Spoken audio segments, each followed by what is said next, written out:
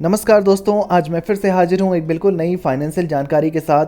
दोस्तों, आज मैं जिस स्कीम की बात करने जा रहा हूँ वो स्कीम जब से शुरू हुई है यानी कि 28 दिसंबर 2015 से लेकर अब तक का उसने रिटर्न दिया है 20.23% का। इस स्कीम का नाम है Tata India consumer fund. Tata mutual fund Bharat की प्रतिष्ठित फंड हाउसों में से एक है। Salt to software conglomerate Tata group Tata mutual fund द्वारा समर्थित 2 दशकों से अधिक समय से भारत में काम कर रही है। लगातार प्रदर्शन और शीर्ष पायदान पर सेवा के साथ फंड हाउस लाखों व्यक्तियों का विश्वास जीतने में सक्षम रहा है। यह विभिन्न श्रेणियों जैसे कि इक्विटी, डेट, हाइब्रिड औरों के तहत योजनाएं प्रदान करता है। दोस्तों, आज की इस वीडियो में हम ये समझने का प्रयास करेंगे कि अगर हम टाटा इंडिया कंज्यूमर फंड में 1 लाख रुपए डाल दें और कुछ सालों के लिए छोड़ दें तो ये हमें कितना पैसा कितने समय में दे सकती है।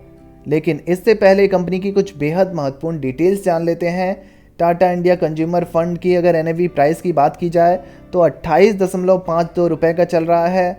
मिनिमम इन्वेस्टमेंट आप एसआईपी के जरिए 500 रुपये से शुरू कर सकते हैं और लमसम के जरिए आप 5,000 रुपये से शुरू कर सकते हैं। टाटा इंडिया कंज्यूमर फंड की फंड साइज की बात करूं तो 1262.93 करोड़ रुपए का फंड हाउस है। टाटा इंडिया कंज्यूमर फंड को अगर कंपनी वाइज होल्डिंग के हिसाब से देखा जाए तो ITC limited, Tata consumer products limited, Radico Khaitan limited, Jubilant food works limited, Titan company limited, Dabur India limited, Hindustan Unilever limited, Asian paint limited, Voltas limited, Nerolac paint limited आदि कंपनियां दिखती हैं।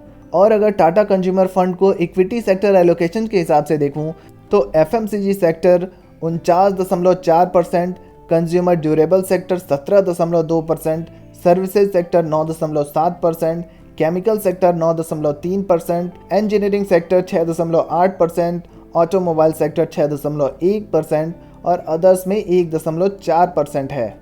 दोस्तों, अगर हम टाटा इंडिया कंज्यूमर फंड को टाइम पीरियड वाइज रिटर्न के हिसाब से देखें तो हमने आपको वीडियो की शुरुआत में ही बता दिया है कि ये स्कीम जब से शुरू हुई है तब से लेकर अब तक का उसने रिटर्न दिया है 20.23% का। पिछले 5 सालों में टाटा इंडिया कंज्यूमर फंड ने रिटर्न दिया है 19.84% का और पिछले 3 सालों में इस स्कीम ने रिटर्न दिया है 12.14% का।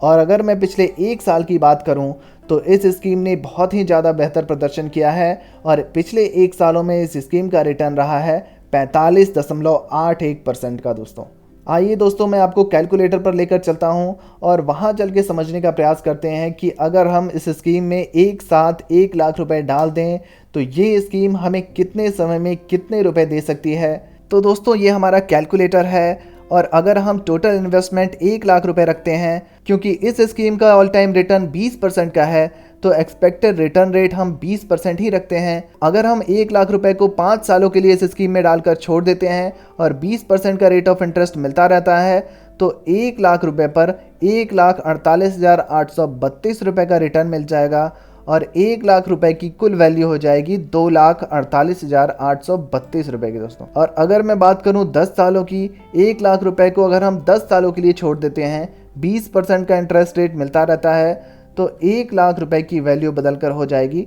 6,19,174 रुपये में और जिसमें हमारा रिटर्न होगा 5,19,174 रुपये का।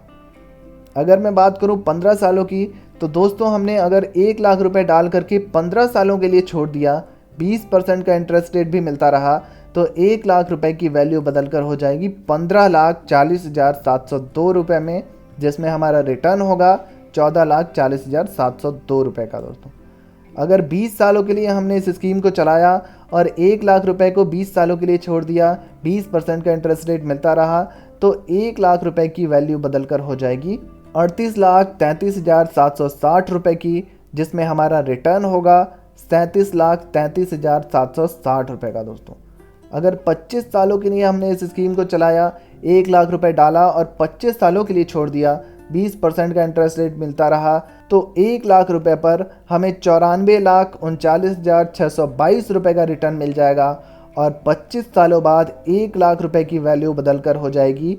95,39,622 रुपये का। दोस्तों, और अगर दोस्तों हमने 30 सालों के लिए इस स्कीम को चलाया, 1 लाख रुपए की वैल्यू बदलकर हो जाएगी 2,37,37,631 रुपए की, और जिसमें हमारा रिटर्न होगा 2,36,37,631 रुपए का दोस्तों। तो आपने देखा कैसे 1 लाख रुपए की वैल्यू 30 सालों बाद इस स्कीम के माध्यम से आपको करोड़पति तक बना सकती है। 2,37,37,631 रुपए आपके बन सकते हैं दोस्तों अगर हम रेट ऑफ इंटरेस्ट को कुछ कम लेकर के चलें, ये स्कीम हमें 20% का रेट ऑफ इंटरेस्ट दे रही है।